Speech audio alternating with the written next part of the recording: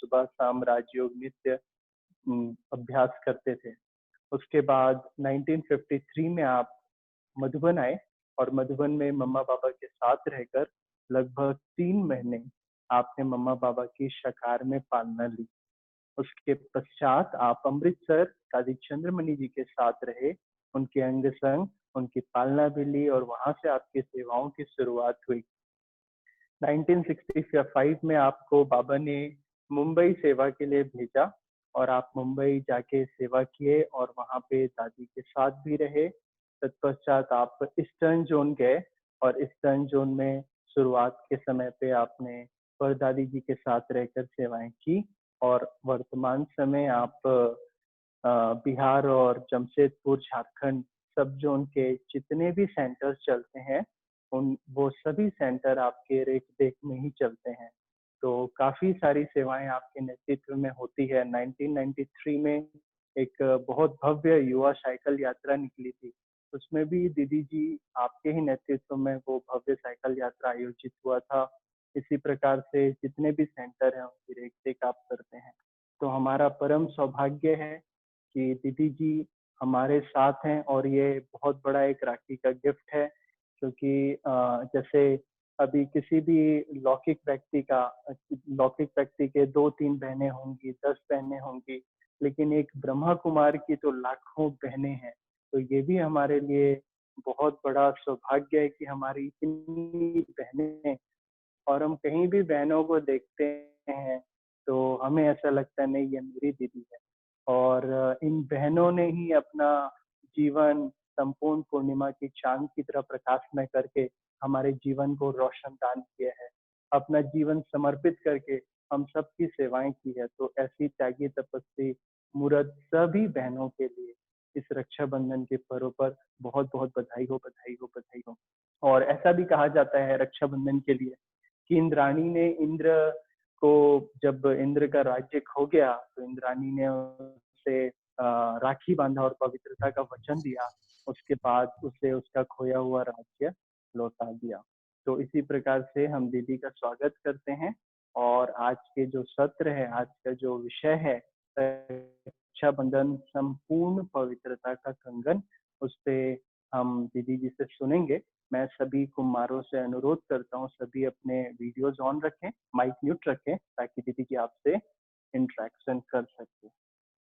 और दीदी जी आपका अगेन बहुत बहुत स्वागत है और वेलकम है। और मैं आपसे अनुरोध करूंगा कि आज के इस विषय में आप प्रकाश डालें। इसके बाद हम प्रश्नोत्तर सेशन भी करेंगे आगे, तो आपके जो भी प्रश्न होंगे आप चैट बॉक्स में डालिएगा और समय सीमा के अंतर हम कोशिश करेंगे। ओम शांति।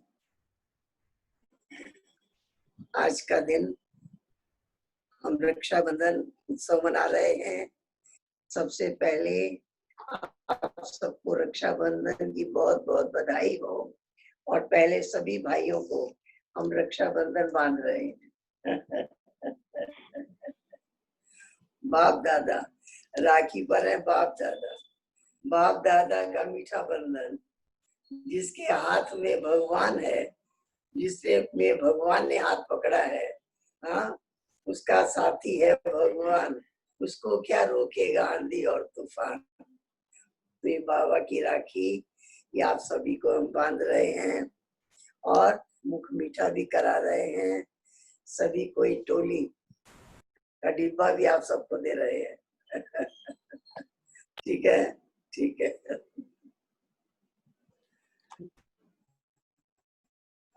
मीठे बाबा ने रक्षाबंधन पर्व को आत्मा की सुरक्षा के लिए, आत्मा की रक्षा के लिए कैसे बंधन बांध लो प्रतिज्ञा कराई। ये रक्षाबंधन है प्रतिज्ञा करने का दिन। बाबा ने प्रतिज्ञा कराई, धर्त परिये धर्म ना छोड़िए। कि बच्चे जब तुम पहले संकल्प करो कि मैं आत्मा हूँ और मैं परमात्मा की संतान हूँ, मुझे पवित्र रहना है मन, वचन, कर्म से मुझे पवित्र रहना है। ये प्रतिज्ञा बाबा ने तब से कराई जब से शिव बाबा ने बाबा के तन में प्रवेश हुए और सबसे पहले पत्र लिखवाया था कि अमृत पीने वाला विष पान नहीं कर सकता। इसलिए शुरू में सभी ने ये प्रतिज्ञा पत्र लिखा था कि हम अमृत पान कर रहे हैं, विष पान और अमृत पान दोनों इकट्ठा नहीं हो सकता। तो ये बाबा ने जो प्रतिज्ञा कराई, आज इस प्रतिज्ञा का पालन करने वाले अनेक रतन, लाखों बच्चे प्रवृत्ति में रहते हुए भी प्रतिज्ञा का पालन करके चल रहे हैं, क्योंकि पवित्रता फाउंडेशन है। जब तक पवित्रता नहीं, जीवन में सुख और शांति आ नहीं सकती। ये बाबा ने पक्का करा दिया है। इसलिए कहते हैं ये ज्ञान प्रैक्टिकल है, इसका प्रैक्टिकल विषय पवित्रता ही है। तो पवित्रता के लिए बाबा ने पहले आत्म अनुभूति कराई, आत्मदर्शन कराया, और फिर बाबा ने ये अनुभव कराया कि ये भान छूट जाए। कौन सा भान? कि मैं युवा हूं। युवक को मन में आता है अभी तो हमारी खाने पीने की उम्र है, अभी तो हमारी घूमने फिरने की उम्र है, अभी तो देखने की उम्र है। ये भाव मन में आता है, अभी तो हम युवा हैं। दुनिया में लोगों ने कहा बूढ़े होंगे तब आध्यात्म की बात करेंगे। बाबा ने अनुभव कराया है, तुम आत्मा हो। आत्मा बच्चा, जवान, बूढ़ा नहीं होती है। आत्मा ने 84 जन्म लिए हैं, 84 बार बूढ़ा होके शरीर छोड़ा है। इतना अनुभवी जीवन है, ये अंतिम जन्म है। इतना अनुभवी रथ है। मैं कईयों को ये कहते भी सुना है कि मैं 5000 वर्ष का बूढ़ा जवान नहीं। मेरी उम्र 5000 वर्ष है। कितने मेरे पास अनुभव हैं, अनुभवों का खजाना है। खाया पिया घूमा, क्या नहीं देखा 84 जन्मों में। और अब मैं संतुष्ट आत्मा हूं। अब संसार के व्यक्तियों की ओर, पदार्थों की ओर, वैभवों की ओर कोई आकर्षण नहीं। इसलिए बाबा ने कहा बच्चे तुम्हारी सूक्ष्म वृत्तियां भी पवित्र हो जाएं, दृष्टि भी, वृत्ति भी, प्रवृत्ति भी सारी पवित्र बन जाए। इसके लिए केवल ज्ञान हमारे बुद्धि में ऐसा चिंतन चलना चाहिए, मैं हूं कौन, मैं हूं किसका, और समय कौन सा है, मुझे करना क्या है। इस प्रकार से मीठे बाबा ने ऐसी पढ़ाई और पढ़ा के बच्चों को पावन बनाया, पवित्र बनाया। और बनने वालों के अनुभव है कि हमें कोई मेहनत ही नहीं करनी पड़ी। सिर्फ विचारों में श्रेष्ठता आई, दृष्टि में महानता आई। हर एक को आत्मिक दृष्टि से देखो, भाई भाई की दृष्टि से देखो। अभ्यास करना है। जितना चिंतन किया, जितना मनन किया, ज्ञान सुनना अलग बात है, लेकिन उसका मनन चिंतन से हमारी वृत्तियां तैयार हो जाती है। जैसे एक चक्र को एक वृत्त कहते हैं, और जब एक ही संकल्प बार बार रिपीट होता है, बार बार रिपीट होता है, बार बार रिपीट होता है, वो वृत्ति बन जाती है। और जब हमारी वृत्ति पवित्र बन गई तो हमारी प्रवृत्ति पवित्र हो जाती है। और जहाँ प्रवृत्ति, हमारा व्यवहार श्रेष्ठ होता है, यही हमारे जीवन की सफलता है। इसलिए बाबा ने ये भी पक्का करा दिया, तुम ब्रह्मा की संतान हो, ब्रह्मा मुख वंशावली हो। दुनिया में जितनी भी महिलाएं हैं सब तुम्हारी बहनें हैं, और जितने भी पुरुष हैं सब तुम्हारे भाई हैं। तो या तो आत्मा भाई भाई हो या भाई बहन की दृष्टि हर एक के पास अगर पक्की हो जाए तो ये संबंध इतना पवित्र है, इतना श्रेष्ठ है कि अपने जीवन में, कर्मों में, व्यवहार में आ जाता है। केवल इसका महत्व तो हमारे विचारों से है, हमारे संकल्प से है, हमारी स्मृतियों से है। हमारी स्मृति श्रेष्ठ होगी तो स्थिति श्रेष्ठ होगी, हमारा विचार श्रेष्ठ होगा तो हमारा व्यवहार श्रेष्ठ होगा, हमारे संकल्प श्रेष्ठ होंगे तो हमारे संकल्प से सृष्टि श्रेष्ठ होगी। ये सृष्टि हमारी चाल चलन, ये हमारी सृष्टि है, उसके अंदर श्रेष्ठता आ जाएगी। इसलिए हम सभी कितने सौभाग्यशाली हैं, पद्मा पदम भाग्यशाली हैं कि छोटी उम्र में बाबा ने अपना बना लिया, भटकने से बचा दिया, माया के वश होने नहीं दिया, अपनी गोद में ले लिया, हर रोज गाइड कर रहा है, हर रोज पढ़ा रहा है, हर रोज बाबा शक्ति भर रहा है, इतनी पावर दे रहे हैं। ये हमें अपने सौभाग्य के गीत गाने हैं।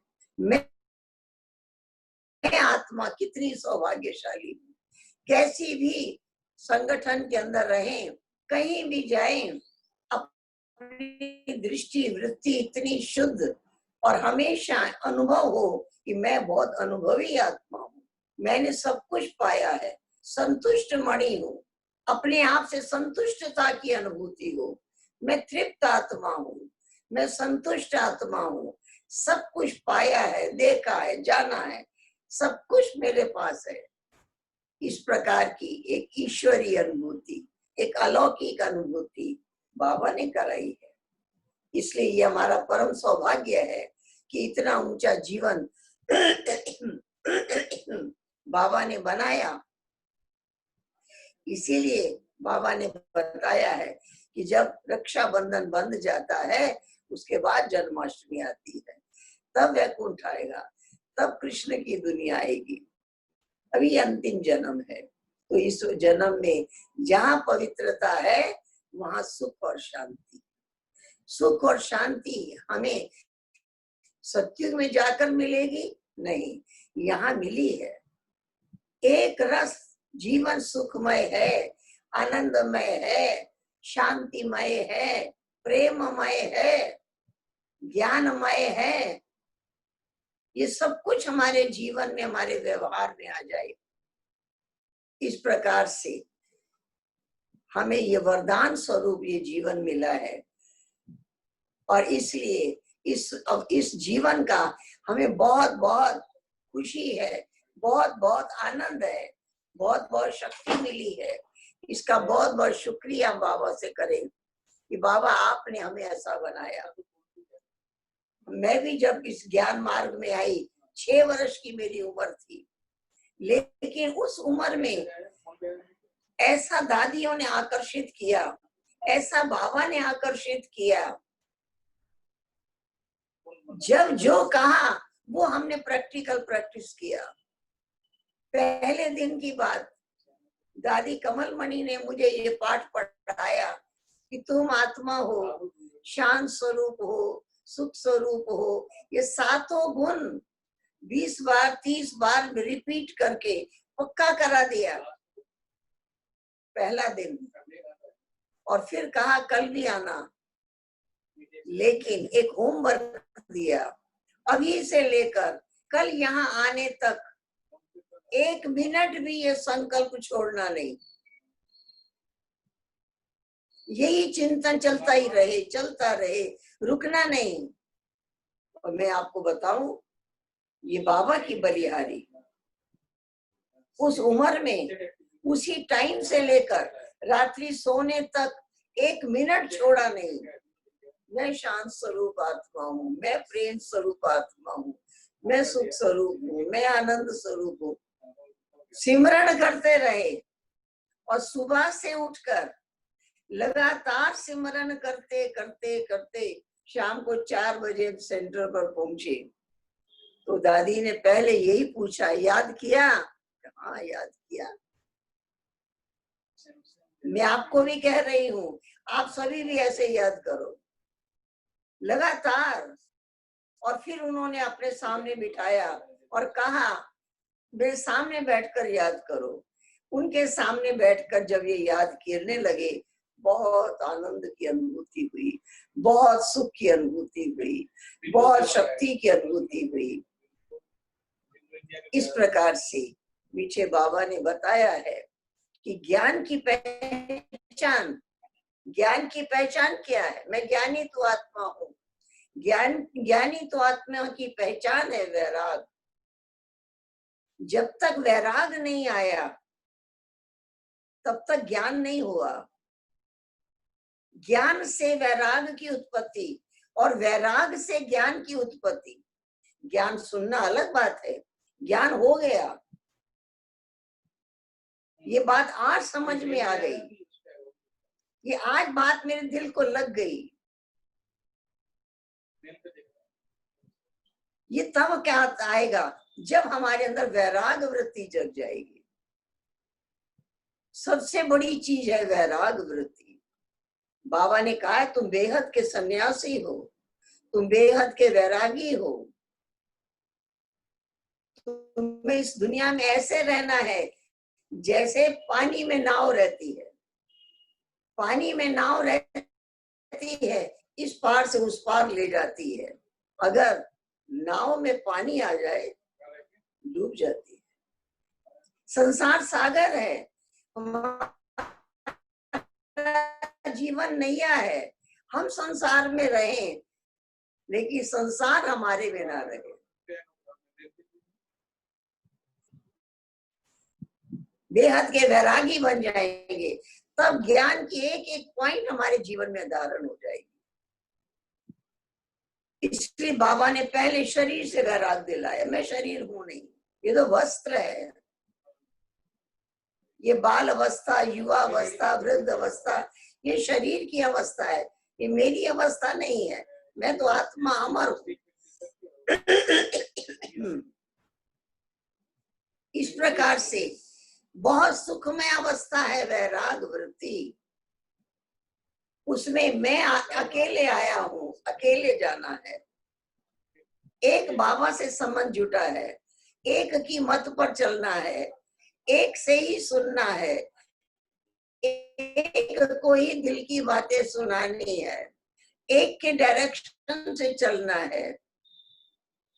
कितना सहज है। एक मेरा जिम्मेवार, एक पालनहार, एक करन करावनहार, हर कदम में साथ देने वाला। जब बाबा को बुलाएं, बाबा हाजिर। इतनी शक्तियां देने वाला। और बाबा ने हमें ये भी बता दिया है, बच्चे ये 5 विकार हैं, ये तुम्हारी नेचर नहीं है। विकार शब्द का अर्थ ही है विकृति, बिगड़ा हुआ रूप। विकृति माना बिगड़ा हुआ रूप, माना ओरिजिनल रूप तो पवित्र है, शांत स्वरूप, आनंद स्वरूप है। ये बिगड़ा हुआ रूप है। कई समझते हैं ये 5 विकार तो मिट नहीं सकते, तो हम उन्हें ये बताते हैं कि मनुष्य का मन हर समय इच्छाएं करता है। इच्छा, कामना, हर सेकंड उसके मन में इच्छाएं उत्पन्न होती हैं। आवश्यकताएं पूरी हो जाती हैं, इच्छाएं पूरी नहीं होती। इच्छाएं, कामनाएं उत्पन्न होती रहती हैं और वो कहते हैं कि ये खत्म नहीं हो सकती। हम कहते हैं ठीक बात है, खत्म नहीं हो सकती, लेकिन शुभ भावना और शुभकामना परिवर्तन हो जाती है। मन में एक लक्ष्य आ गया, मुझे नर से नारायण बनना है, मुझे मनुष्य से देवता बनना है, पतित से पावन बनना है, श्रेष्ठाचारी बनना है। एक लक्ष्य पकड़ लिया। ये क्या कामना नहीं है? ये भी कामना है, ये भी इच्छा है। लेकिन हम इसको इच्छा नहीं कहते, क्योंकि इच्छा तृष्णा तृप्त होने नहीं देती। इसको कहते हैं लक्ष्य है। ये इच्छा शब्द को बदल दिया, लक्ष्य है, लेकिन कामना है, लेकिन शुभ कामना है, शुभ भावना है। तो इस प्रकार से जब हमारे मन की शुभ भाव उत्पन्न हो जाते हैं, शुभ कामनाएं उत्पन्न हो जाती हैं, तो फिर क्रोध नहीं आता है, क्योंकि मन के अंदर रहम की भावना आती है, कल्याण की भावना आती है। शुभ भावना होने के कारण कामना में मनुष्य दूसरे से लेना चाहता है, दूसरे से लेना चाहता है, पूरा नहीं होता तो क्रोध करता है। लेकिन जहाँ शुभ भावना है तो देने वाला है, उसके तो मन में एक ही बात है कि मुझे सुख देना है, मुझे सहयोग देना है, मुझे शक्ति देनी है। उसके अंदर दातापन का भाव है, तो दातापन का भाव आ जाता है। तो जब हमारी शुभ भावना शुभकामना होती है तो क्रोध के बदले रहम दिल बन जाते हैं, और उसके साथ साथ लोभ वृत्ति भी समाप्त हो जाती है। जब जीवन पवित्र बनाया है तो औरों का जीवन भी पवित्र बनाने में मेरा तन मन धन उस कार्य में लग जाए, ऐसा दातापन की वृत्ति आ जाती है। हम देखते हैं बाबा ने फिर निराकारी, निर्विकारी, निरअहंकारी बनाया। ये तभी बनाया जब हम अपने आप को इतना पवित्र श्रेष्ठ बनाते हैं। तो हमें ये अनुभव करा दिया, अगर हमारे जीवन का लक्ष्य बदल गया, अगर हमारी कामनाएं शुभ कामना शुभ भावना में बदल गई, तो पांचों विकार मिट जाएंगे, एक भी विकार नहीं रहेगा। सब विकारों का संबंध मनुष्य की इच्छाओं से है, मनुष्य की कामनाओं से है। तो बाबा ने हमारे अंदर इतना ऊंचा लक्ष्य दिया और उस लक्ष्य को याद कराया, हर रोज पक्का कराया। तुम्हें कर्मातीत बनना है, तुम्हें श्रेष्ठाचारी बनना है। तो इस प्रकार से बहुत अनुभवी बनकर, बहुत अनुभवी, उम्र के साथ अनुभव नहीं, आत्मा को अनुभव है, उसको जगा दिया है। पहले 84 जन्मों का ज्ञान नहीं था तो वो भी मिल गया है। तो इस प्रकार से अगर अपने जीवन में पवित्रता आती है, श्रेष्ठता आती है, महानता आई है, तब योग लगेगा। योगी और भोगी जीवन अलग है। हम योग लगाने वाले योगी नहीं हैं, 1 घंटा सुबह योग लगाते हैं, 1 घंटा शाम को योग लगाते हैं, नहीं, हमारा योगी जीवन है। हर समय सहज योग, राज योग, बुद्धि योग, कर्म योग, ये हमारा योग बुद्धि के द्वारा है। हर कर्म करते भी योग में स्थित रहना है। कितना सहज है। इस प्रकार से मीठे बाबा ने कितनी ऊंची स्थिति बच्चों की बनाई, कितना श्रेष्ठाचारी बनाया, कितना पावन बनाया। कैसी भी परिस्थिति, कैसी भी आकर्षणमय वातावरण में चले जाए, लेकिन दृष्टि वृत्ति पतित होगी ही नहीं, देहधारियों में बुद्धि जाएगी ही नहीं, क्योंकि ऐसे संस्कार परिवर्तन करवाए। इस संसार में रहकर लोगों ने तो जंगलों में जाकर सोचा पवित्र बनेंगे, बाबा ने तो समाज में, परिवार में रहकर बनाया। कहते हैं ना, एक बार राजा अकबर ने बीरबल से कहा, क्या संस्कार बदलना आसान है? उसने कहा कि नहीं, बहुत मेहनत है। तो राजा अकबर ने उसको एक दिन भोजन पर बुलाया। बीरबल और राजा अकबर दोनों भोजन करने बैठे। उनके चारों तरफ बिल्लियां बैठी थी और बिल्लियों के सिर पर मोमबत्ती जल रही थी। उसी रोशनी में उनको भोजन करना था। 1 घंटे तक भोजन करते रहे, बातें करते रहे, हंसते रहे, बिल्लियां नहीं हिली। उसके पश्चात राजा अकबर ने कहा, देखो कितनी चंचल बिल्ली, कितना संस्कार बदल गया। बीरबल ने कहा एक बार फिर हम ऐसे ही भोजन करेंगे। 1-2 दिन के बाद फिर भोजन करने बैठे, वैसे ही चारों तरफ बिल्लियां बैठी थी, उनके सिर पे मोमबत्ती जल रही थी। आज बीरबल अपनी पॉकेट में चूहा लेता आया था। भोजन करते करते बीरबल ने चूहा छोड़ दिया, सब बिल्लियां दौड़ पड़ी, अंधेरा हो गया। संस्कार परिवर्तन तब पता लगता है जब हमारे सामने आकर्षण हो, हमारे सामने पदार्थ हो, हमारे सामने लोभ हो, कोई वस्तु का आकर्षण हो, फिर भी हमारी आत्मिक दृष्टि, बाबा की याद, अपने जीवन का लक्ष्य लेकर चल रहे हैं। कहीं भी कोई वस्तु आकर्षित नहीं कर सकती।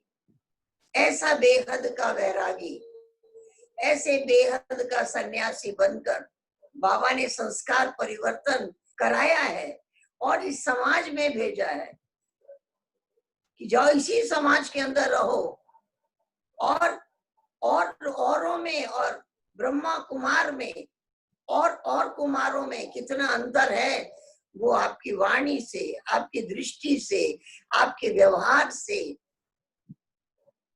कोई आपकी परीक्षा भी ले तो भी पास होकर के दिखा दे, क्योंकि संस्कार मजबूत हो गया है।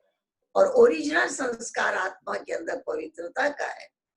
आत्मा पवित्र, मैं शुद्ध आत्मा हूँ, मैं पवित्र आत्मा हूँ, मैं श्रेष्ठ आत्मा हूँ, मैं महान आत्मा हूँ। बाबा ने कहा स्वमान में स्थित हो जाओ। जितना स्वमान में स्थित हो जाएंगे इतनी श्रेष्ठता आ जाएगी।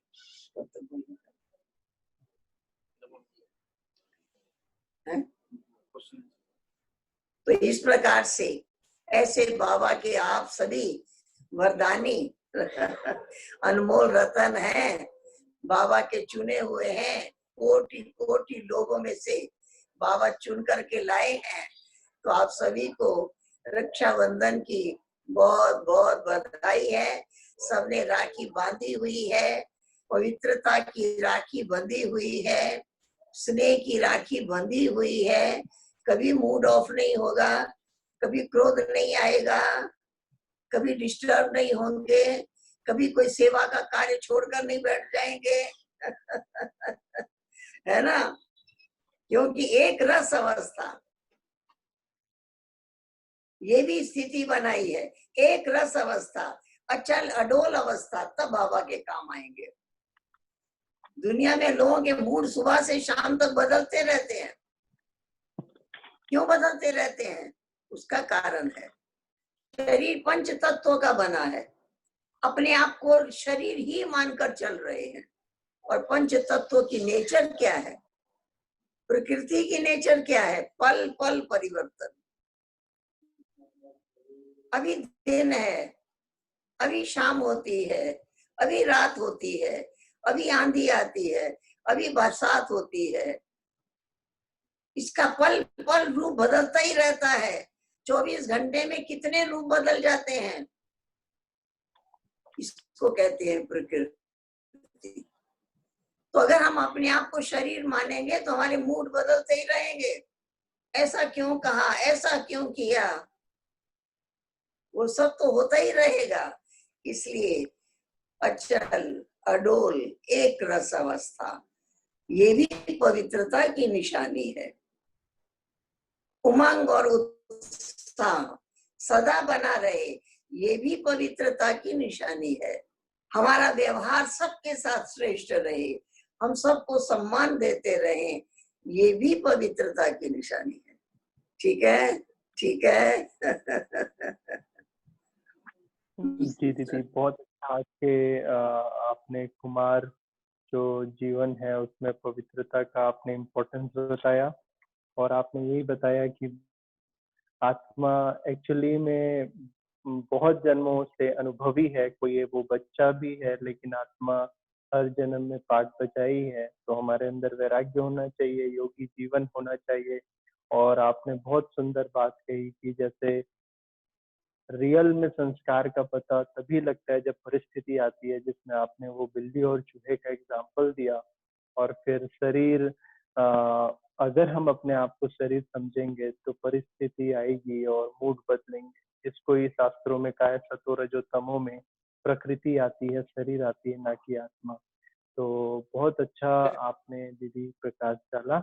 और अभी आज हमारे कुछ प्रश्न उत्तर आए हैं, लेकिन मैं तो आप सुना रहे थे तो ऐसा लग रहा था सुनते रहें, और बहुत अच्छा लग रहा था। और लेकिन प्रश्न उत्तर का भी जो हमें आए हैं हमारे पास, आपने काफी प्रश्नों के पहले ही उत्तर दे दिए प्रकाश में ही। तो फिर भी दीदी हम कुछ प्रश्न आए हैं उसको हम कवर करेंगे। तो हाँ जी। दीदी आज का जो पहला प्रश्न आया है वो है, ओम शांति दीदी जी, तीव्र पुरुषार्थ किसे कहेंगे?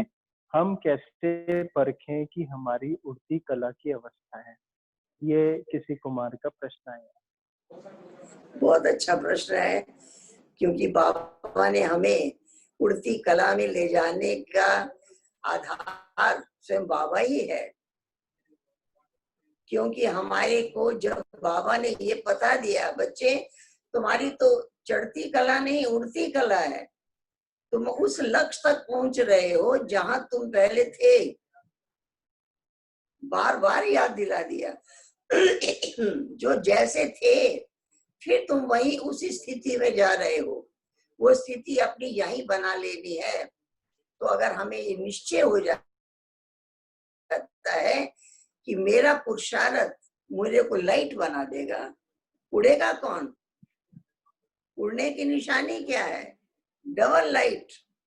अगर हम डबल लाइट हैं, अगर हमारा मन लाइट है, हल्कापन है, वो तब होगा जब शुद्ध संकल्प है, श्रेष्ठ संकल्प है, पवित्र संकल्प है। किसी का भी व्यवहार का क्यों क्या कैसे भारी कर देता है। जो हमारा मन भारी हो जाता है तो योग भी नहीं लगेगा, पुरुषार्थ भी तेज नहीं होगा। हमारे तीव्र पुरुषार्थ की निशानी है डबल लाइट स्थिति। अगर हम डबल लाइट स्थिति है, कोई बातें आती है सामने, लेकिन हमारे पास सहन शक्ति है। हम ज्ञान की तलवार से उस व्यर्थ को काटने में समर्थ हो जाते हैं। हम उसका रूप परिवर्तन कर देते हैं और हमेशा लाइट रहते हैं, हमेशा लाइट रहते हैं। लगता है जैसे कोई प्रॉब्लम हमारे सामने आई ही नहीं। ये शक्ति की निशानी, ये है उड़ती कला की निशानी। ये हम सदा एक रस भी रहे, डबल लाइट भी रहे। ये बिना ज्ञान बल के हो नहीं सकता है। ज्ञान को जो हम मनन करते हैं, चिंतन करते हैं और अपने ऊपर खर्च करते हैं, तभी हमारी ये स्थिति बन सकती है। जी दीदी। दीदी, दूसरा प्रश्न आया है कि आत्मिक स्थिति कैसे बनाएं? सोमान लिखते हैं आत्मा विजुअलाइज भी करते हैं, लेकिन मैं आत्मा इस शरीर से अलग हूँ, यह सब प्रैक्टिकल अनुभव नहीं होता। बहुत अच्छा प्रश्न पूछा। एक बात याद रखना है कि हमें जब ये याद है, याद करें मैं आत्मा हूं। कब याद करें? हर टाइम हम चिंतन करते रहें मैं आत्मा हूं। और आत्मा कहते ही हमारे मन को आंख है, मन को आंख है। मन की आंख से एक ज्योति बिंदु चमकता सितारा देखें, वो आत्मा दिखाई दे। अपनी भ्रिकुटी में भी आत्मा को देखें और आत्मा के गुण बार बार याद करें, बार बार याद करें, बार बार याद करें, रिपीट करें। ऐसा लगे कि बार बार यही संकल्प रिपीट करने का हमको अभ्यास हो गया है।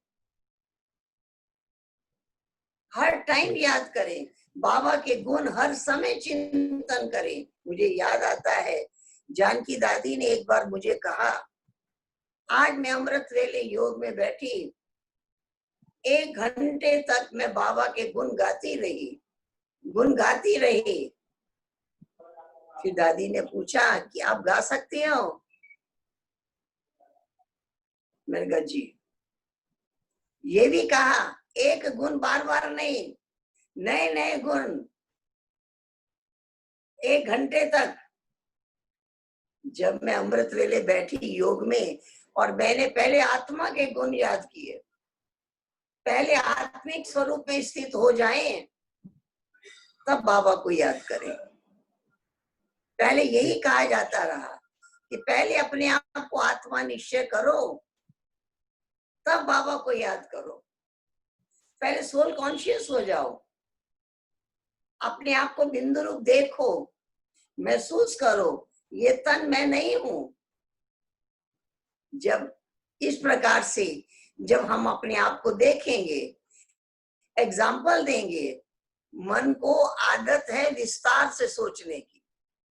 आप देखेंगे कोई भी मन विचार करता है, बहुत डिटेल बातें याद करता है, तब 10 वर्ष 20 वर्ष पुरानी बातें भी याद रहती हैं।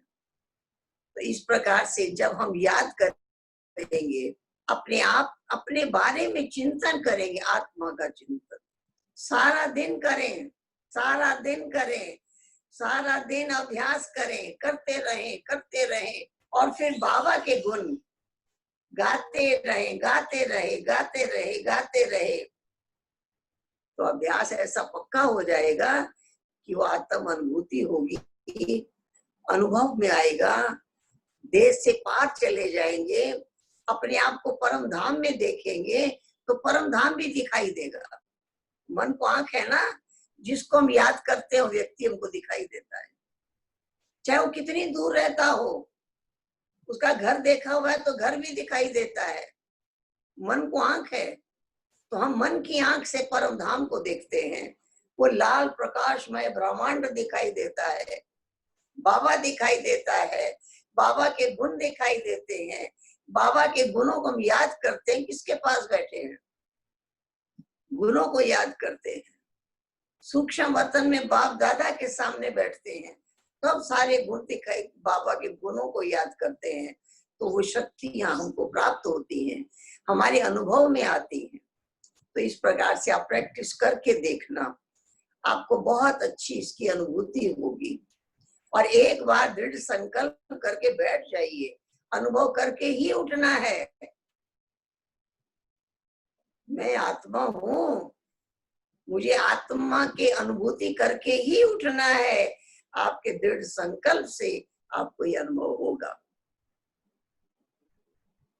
जी दीदी, बहुत सुंदर। तो जो भी भाई ने ये प्रश्न पूछा है, आप दिल से कष्ट ना हो, आप बार बार आत्मिक अभ्यास करें, दृढ़ संकल्प करें, तो जरूर आपको जैसे शरीर का अनुभव नेचुरल होता है, आत्मा का भी अनुभव जरूर नेचुरल होगा। और दृढ़ता ही सफलता की चाबी है।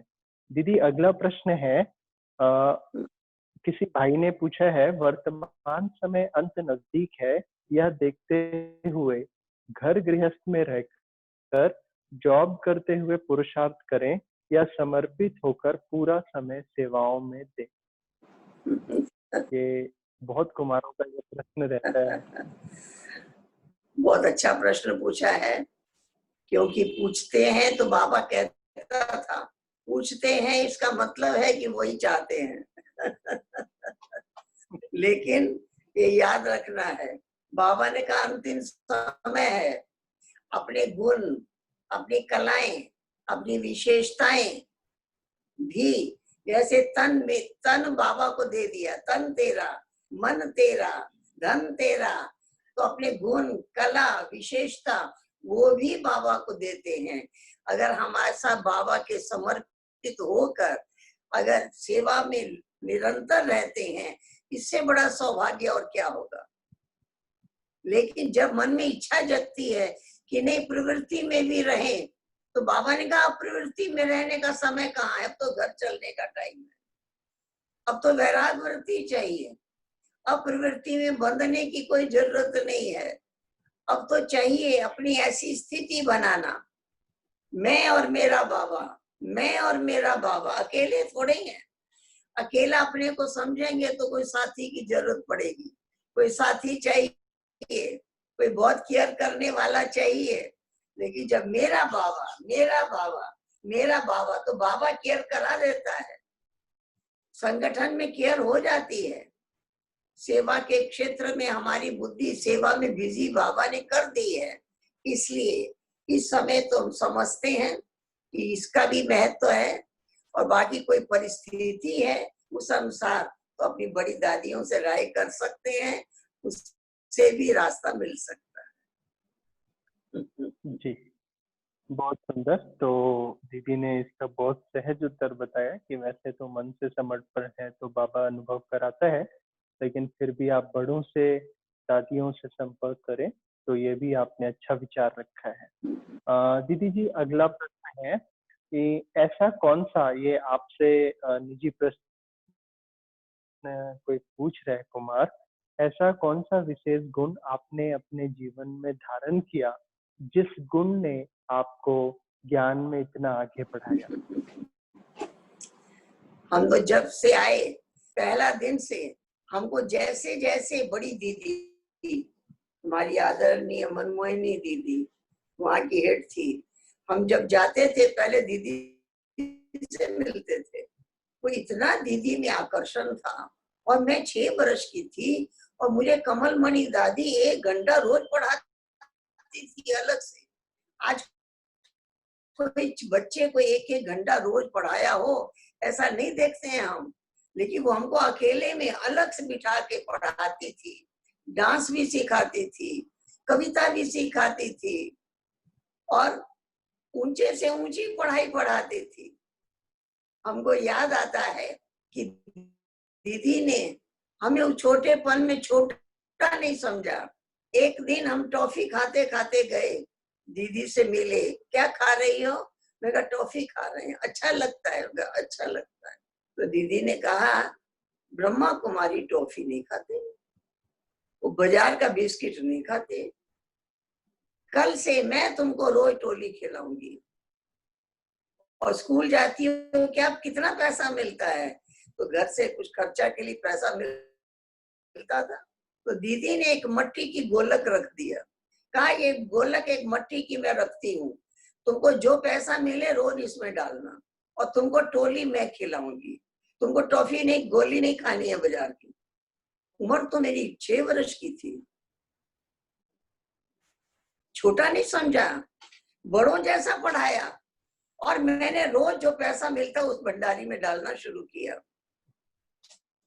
और फिर मैं समझती हूँ 1-2 महीने के अंदर हम माउंट आबू गए 53 में, तब वो गोलक भर गई थी।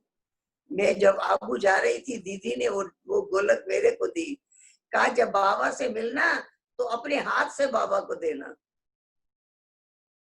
उस छोटी उम्र में खान पान का इतना परहेज, धन व्यर्थ नहीं करना, उसको भी भंडारी में डालना, पैट पाठ पढ़ाया और हमने क्यों पढ़ लिया? हाँ जी, हाँ जी, हाँ जी। आज भी बाबा ने कहा है बच्चे हाँ जी का पाठ पढ़ो, जी बाबा, जी बाबा। मम्मा ने यही सिखाया, जी बाबा, हर बात में जी बाबा। तो जिसने फौरन श्रीमत को फॉलो करने का संकल्प कर लिया वही आगे बढ़ना सहज है। क्यों? गाइड को भी खुशी है कि जो कहते हैं मान लेते हैं, तो वो भी हमें हिम्मत से डायरेक्शन दे सकते हैं। इसलिए हमारी दादियां जैसे कहती गई ऐसे करते गए तो उन्नति होना इजी हो गया, सहज हो गया। जी दीदी, बहुत अच्छा आपने बताया कि बड़ों की बात मानते हैं तो सहज ही उन्नति होते रहती है। ये आपका बहुत विशेष गुण रहा है जिसने आपको आगे बढ़ाया। इसी से रिलेटेड एक कुमार ने प्रश्न पूछा है दीदी कि दीदी बाबा कहते हैं निमित्त की सुनो, निमित्त की हमेशा डायरेक्शन सुनो, निमित्त से राय लो। तो कहते हैं कि निमित्त किसको माने? आजकल कई बार सेंटर में जो बहनें हैं वो ज्यादा अनुभवी नहीं होती, या नए नए ही बहनें हैं सेंटर में, अगर किसी कोई कुमार वहां जाता है तो ऐसे में हम निमित्त किसको माने, ऐसा है, किससे डायरेक्शन में? ऐसा है कि एक बड़ी बहन जरूर होती है जिसके द्वारा कई सेंटर खुले, 50 सेंटर खुले, 100 सेंटर खुले। तो जो मुख्य बहन है हमारे सेंटर में, हो सकता है छोटी बहन हो, इतनी अनुभवी ना हो, लेकिन जो मुख्य बहन है उनसे संपर्क करके अपनी कोई प्रॉब्लम सुना सकते, तो समाधान मिल सकता है। दूरियां भी है आजकल, फिर भी आजकल तो फोन है आना जाना भी सहज है। आजकल तो बहुत सुविधाएं हैं जो पहले नहीं थी सुविधाएं। इसलिए अगर मन में हो कि हम कोई बात की राय लें तो बड़ी बहन की राय मिल सकती है।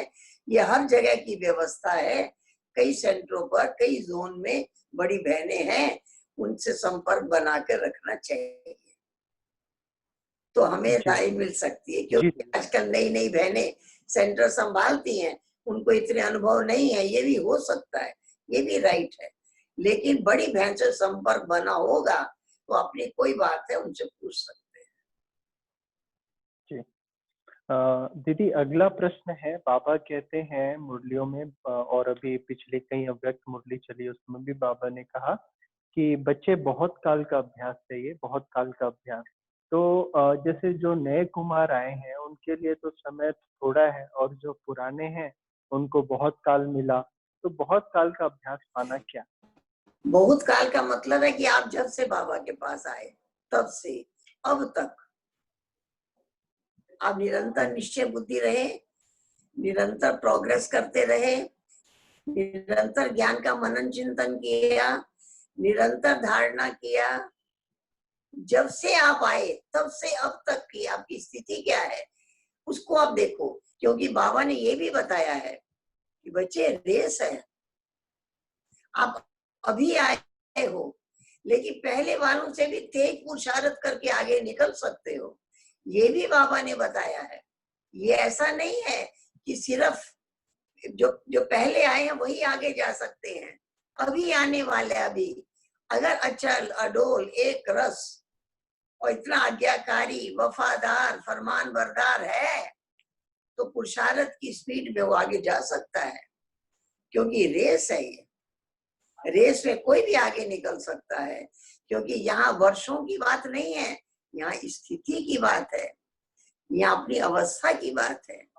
इसलिए बहुकाल का मतलब है कि जब से आए तब से अब तक हम निरंतर आगे बढ़ रहे हैं, अप डाउन तो नहीं हो रहे हैं, निरंतर चढ़ती कला है। इसको आप चेक करो करके और आगे स्थिरता को बना कर आगे बढ़ो। जी दीदी, बहुत सुंदर। और हम लौकिक में भी देखते हैं कि जैसे दो बच्चे हैं, एक बच्चा साल भर पढ़ रहा है और एक बच्चा एग्जाम के कुछ समय पहले ही पढ़ना स्टार्ट किया, लेकिन बहुत एकाग्र होके और दिन रात मेहनत करके पढ़ा तो कभी वह भी अच्छे रिजल्ट से उत्तीर्ण होता है। दीदी जी, अगला प्रश्न है कि मैनेजमेंट की कला हमारे अंदर कैसे आए, लौकिक अलौकिक में मैनेज करना, हमें जो धन जो हम अर्जन करते हैं वो धन को हम कैसे कहाँ लगाएं, किस प्रकार से बैलेंस करें, ये बैलेंस और मैनेजमेंट की कला कैसे हम अपने अंदर लाएं, क्योंकि इससे ही हमारा जीवन निर्विघ्न चलता है। इस प्रकार से किसी कुमार ने प्रश्न।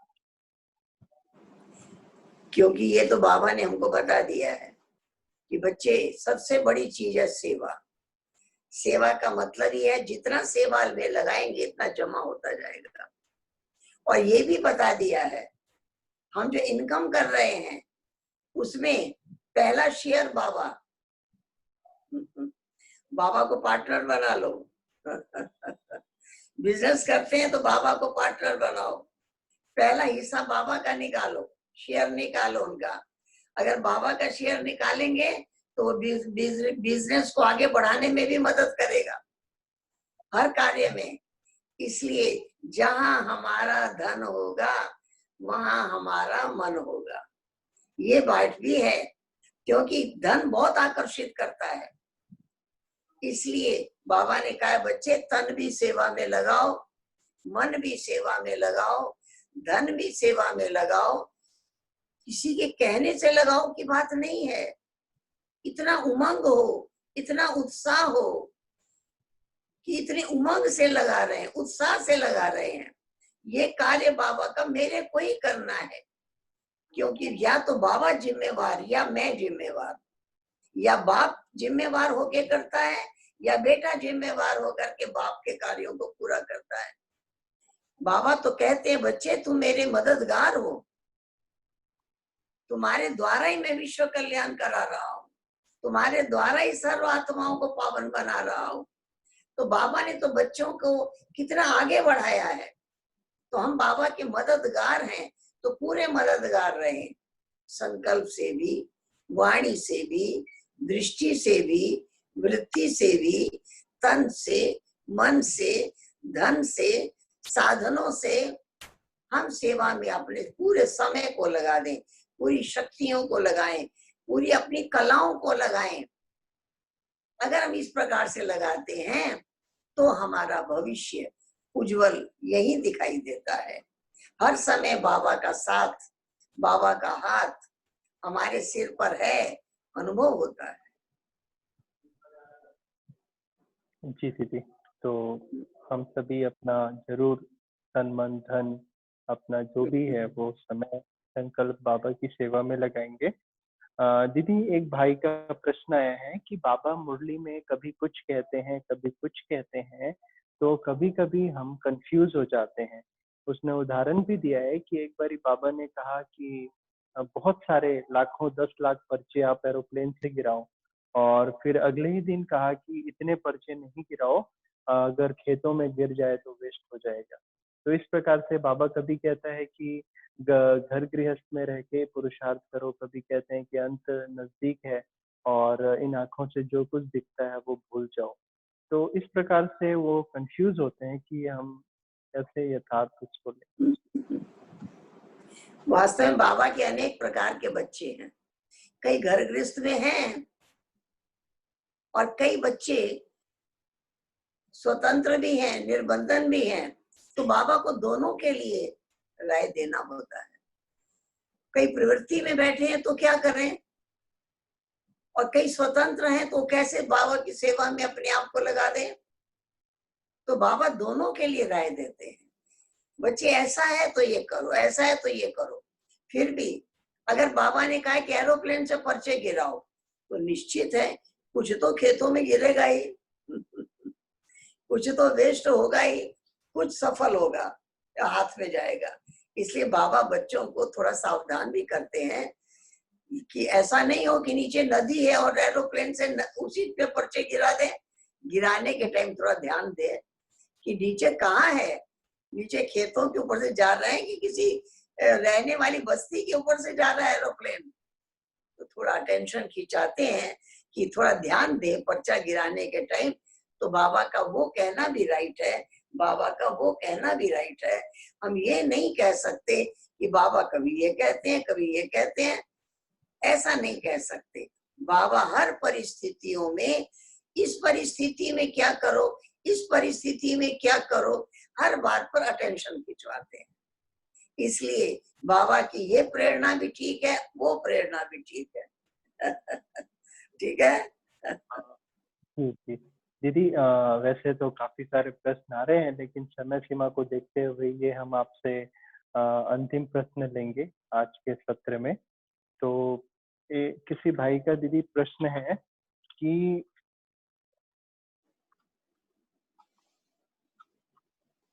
मम्मा और बाबा से जब आप फर्स्ट टाइम मिले, तो वो फर्स्ट टाइम का विशेष अनुभव आपका क्या रहा? ये किसी भाई ने पूछा हुआ है आपसे।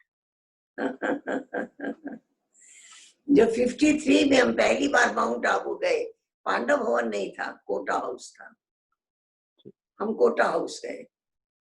कोटा हाउस में बाबा मम्मा से जब हमारी पहली मुलाकात हुई, और पहली मुलाकात में जब मैं बाबा की गोद में जाकर बैठी, बाबा से दृष्टि मिली और बाबा ने अपनी गोद में लिया, पहला महावाक्य बाबा का उच्चारण हुआ, बच्ची ये यज्ञ से गई हुई बच्ची फिर लौट के आई है। ये वरदान, ये पहला वरदान बाबा ने दिया, और बहुत मीठी दृष्टि दी। बाबा की दृष्टि ऐसी थी, बस मैं बाबा की हो गई, मुझे बाबा की ही हर बात मान के चलना है, बाबा का होके ही रहना है। ऐसे भाव अंदर जागृत हुए।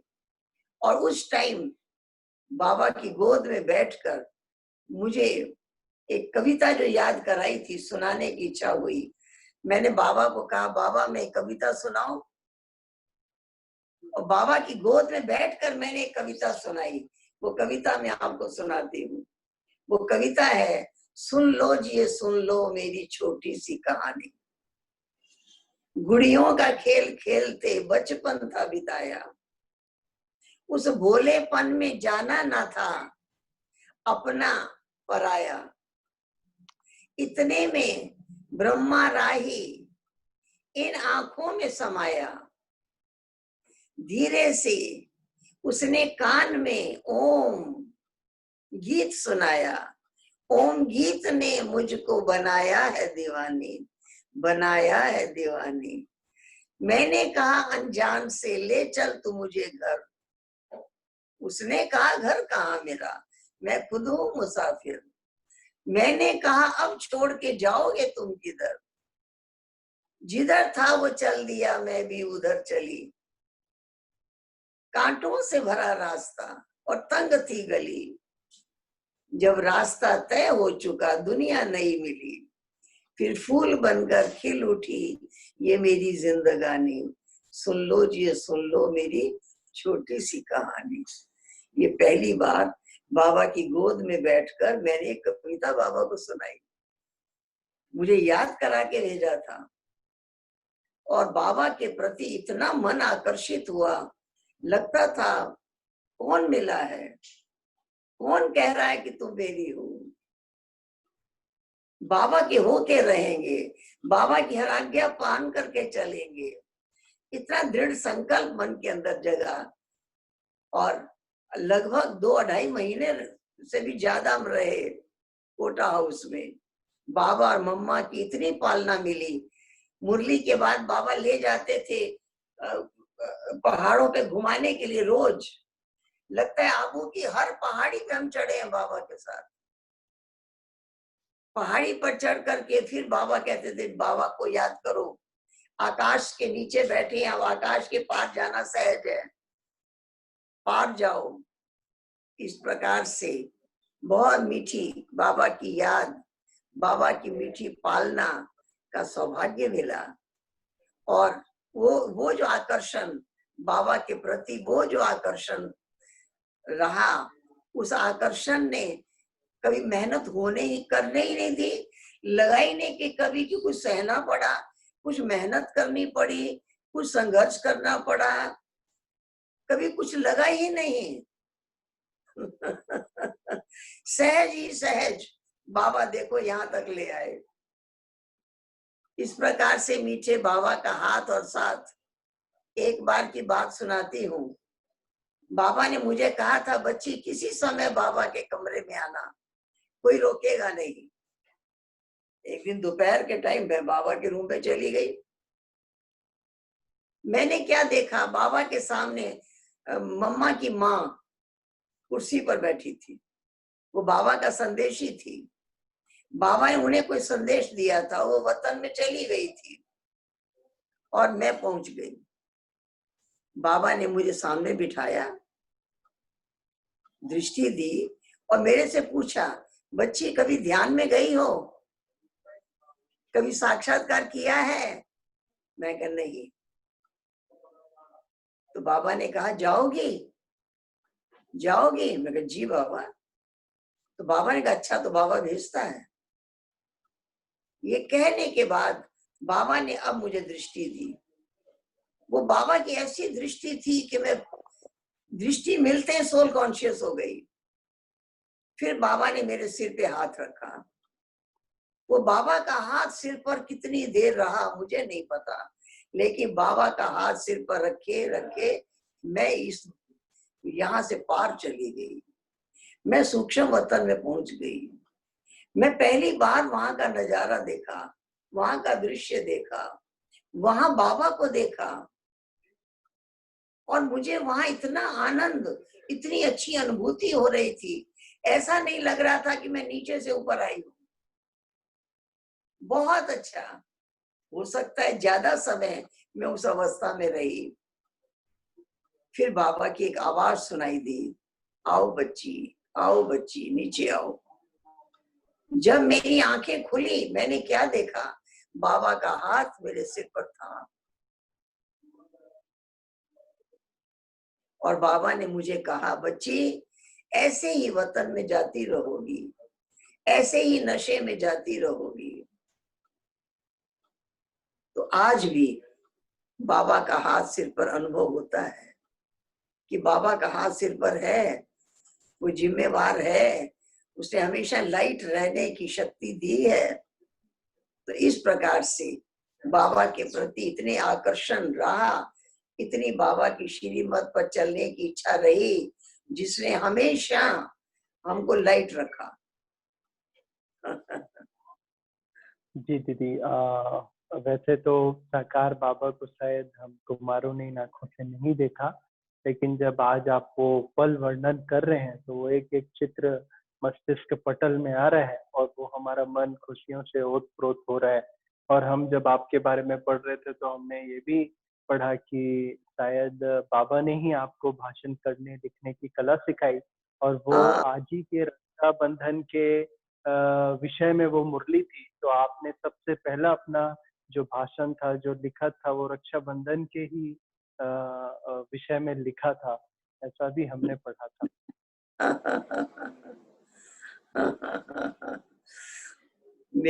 मुझे ये मालूम नहीं था कि बाबा मुझे आगे बढ़ाना चाह रहे हैं आगे, क्योंकि मेरी उम्र तब 16 वर्ष की थी, 16-17 वर्ष की रही होगी। और बाबा की सवेरे मुरली चली और मुरली जब बाबा की चली, मैं बिल्कुल सामने बैठी थी बाबा के सामने। मुरली चली पूरी रक्षाबंधन के विषय पर और उसके बाद बाबा ने मेरी तरफ देखा, मुझे कहा, बच्ची आज जो मुरली चली है इसे भाषण की तरह लिखकर, खाली मुरली की पॉइंट्स नहीं, इसे भाषण की तरह लिखकर तुम 10 बजे बाबा के कमरे में आना। उसके पहले मैंने कभी लिखा नहीं था और मैं उठी और मैंने बड़े पेज लिए और मैंने उसे भाषण की तरह लिखा और भाषण की तरह लिखकर और मैं फिर 10 बजे बाबा के कमरे में पहुंच गई। बाबा ने अपने पास गद्दी पे बिठाया, फिर बाबा ने कहा, बच्ची पढ़कर सुनाओ। अब मैं पढ़कर सुना रही थी। पहले बाबा ने पूछा, किसे पूछकर लिखा है? मैं कहा नहीं, अकेले बैठ के लिखा है। अच्छा लिखा है। फिर जब मैं पढ़ रही थी तो भी बाबा महिमा कर रहे थे, बच्ची अच्छा बोलती है, अच्छा बोल रही है। इस तरह से मीठे बाबा वरदान दे रहे थे, बाबा के वरदान मिल रहे थे।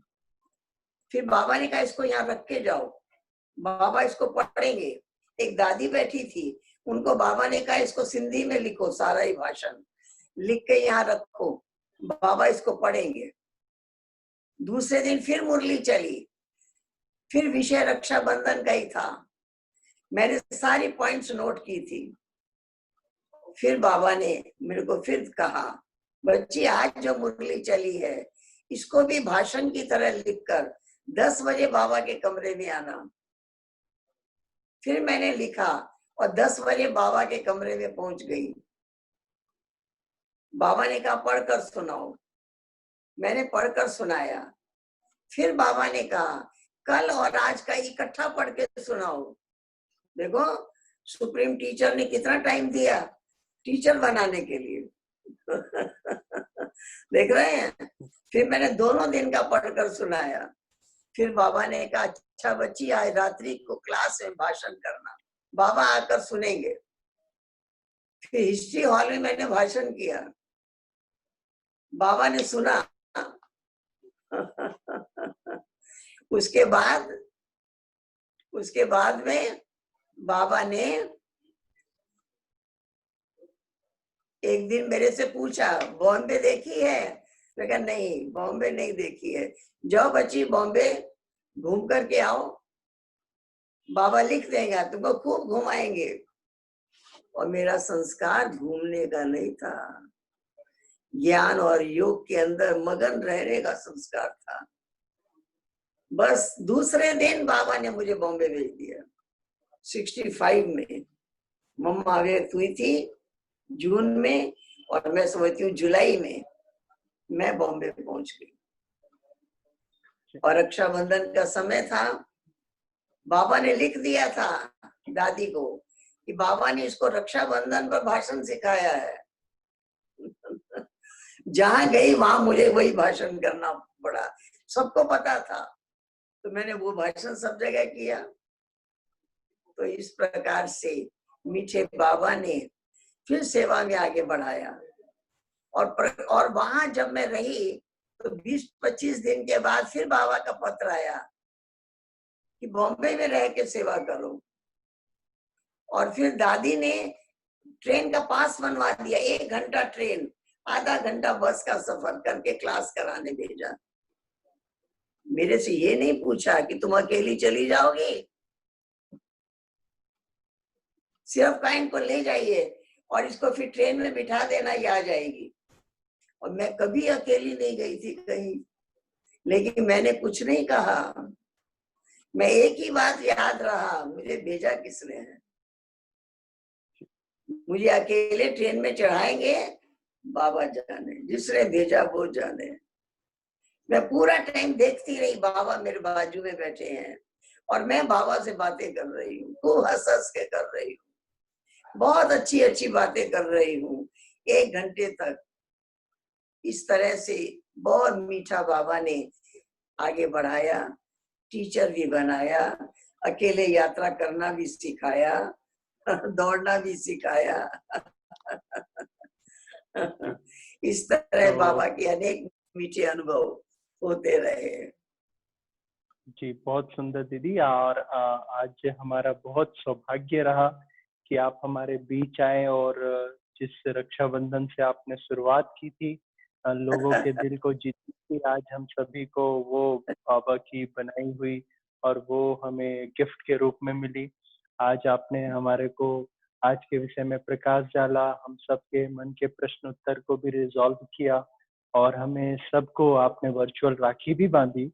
तो हमारे दिल के भी बहुत प्यार अंदर से आते हैं कि हम आपके लिए कुछ कहें। तो हमारे बीच में एक भाई हैं, एक छोटा सा आपके लिए राखी के उपलक्ष्य में आपके लिए और सभी कुमारों के लिए आज एक गीत प्रस्तुत करना चाहेंगे। तो मैं रितांशु भाई जी से अनुरोध करूंगा, अगर पॉसिबल है तो आज के सत्र में दीदी जी के लिए आपके मन के उद्गार रखें, और उसके बाद हम सेशन को क्लोज करेंगे। और दीदी जी, आज लगभग ओम हमारे शांति। बीच हाँ हाँ, जूम में लगभग हमारे बीच 100 कुमार हैं, और बाकी बहुत सारे कुमार यूट्यूब के द्वारा डायरेक्ट मधुर झनकार चैनल पे डायरेक्ट लाइव देख रहे हैं। तो आज बहुत सारे कुमारों को राखी का गिफ्ट मिल रहे हैं। तो हम सब के दिलों का उद्गार लेके और सभी कुमारों के लिए और दीदियों के लिए हमारे बीच रितांशु भाई जी हैं, जो एक कविता सुनाएंगे। ओम शांति। ओम शांति सभी कुमार भाइयों को। तो आज ये रक्षाबंधन के अवसर पर मैंने एक बहुत सुंदर सी पोयम लिखी है, तो मैं आपके आगे प्रस्तुत करता हूँ। रक्षाबंधन का ये त्योहार लाया है एक ही बहार। आज हम सभी के बीच है रानी दीदी फ्रॉम बिहार। दिल में एक नया उमंग लिए आज इकट्ठे हुए हैं हम सभी कुमार। कितनी अनोखी है ये राखी, जहाँ कोई आने जाने का ना बंधन है इस बार। सदा दिल खुश मिठाई खाओ और खिलाओ, और बंधनों और बांधो ई राखी इस बार। क्यों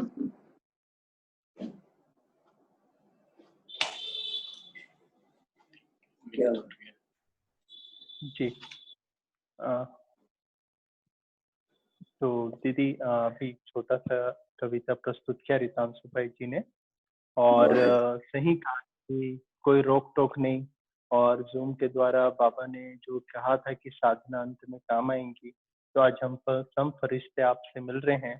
तो फिर से दीदी आपका बहुत बहुत शुक्रिया, आपने हमें आज मिठाई भी खिलाई, राखी भी बांधी, और आज मम्मा पापा की फिर से याद दिलाई। बस अंत में मैं यही कहूँगा कि आप अपने ओर से हमें आज राखी की मिठाई और जो आपने राखी बांधा उसके साथ साथ अपने वरदानों से हमें हमें एक वरदान दे के हमें सब कुमारों को हमें भरपूर करें और अपनी मीठी दृष्टि के साथ इस आज के सत्र को आप समापन करें। बहुत बहुत खुशी हुई आज आप सबसे मिलकर, बहुत बहुत। और बाबा के आप सभी नूरे रतन, बाबा के दिल तख्त नशीन। बाबा ने कहा कुमार सेवा करेंगे, बहुत हड्डी सेवा, हड्डी मेहनत, गांव गांव जा करके करेंगे, बाबा का नाम बाला करेंगे। बहुत बहुत राखी की बधाई हो, बधाई हो, बधाई हो। आपको दीदी के मम्मा के साथ का फोटो दिखाते हैं सभी कुमारों को, पहचानिए इसे मम्मा के साथ दीदी कौन सी है? मम्मा को शायद दीदी ने पकड़ा हुआ है, वही शायद दीदी है, जहाँ तक हम समझ पा रहे हैं। हाँ बिल्कुल, दीदी को जो झपटी लिया हुआ है वही दीदी है कुमारियों के साथ।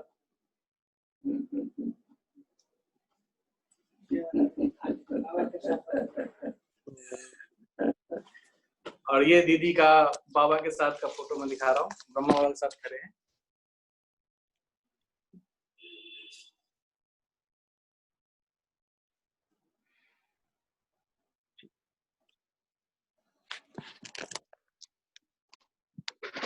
जी, तो बहुत सुंदर। दीदी जी का मम्मा और पापा के साथ इतना सारा यादगार है और हम तो देखते ही रहते हैं, क्योंकि मधुर झंकार चैनल में भी हैं, मुरली ये भी हम सुनते हैं और बहुत सारे ऐसे हम पिक्चर्स को अपने आदि रत्नों के अपने साथ रखते हैं और उनको देख देख के हमें बहुत हौसला मिलता है। तो अभी हम आज के सत्र को समय सीमा को देखते हुए समाप्त करते हैं। कोई भी नहीं चाहेगा कि हम समाप्त करें, दीदी सुनाते रहें, लेकिन फिर भी समय सीमा को देख के मैं अनुरोध करता हूँ एक गीत के साथ हम आज एक सॉन्ग प्ले करेंगे, उसके साथ बंद करते हैं और हम सब दीदी से पावरफुल 2 मिनट दृष्टि और वरदान।